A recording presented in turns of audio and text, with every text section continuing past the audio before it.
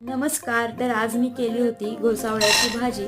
भजी न करता आज मी फॉर अ चेंज घोसावळ्याची भाजी केली होती. तर मी सगळ्यात आधी काय केलं, शेंगदाण्याचा आणि तिळाचा कूट करून घेतला. त्यामध्ये मला आवडतील ते मी मसाले घातलेले आहेत बरं का. तुम्हाला आवडतील ते तुमच्या घरातले मसाले तुम्ही घालू शकता. चवीपुरतं मीठ, 2 चमचे तेल आणि कोथिंबीर घाला.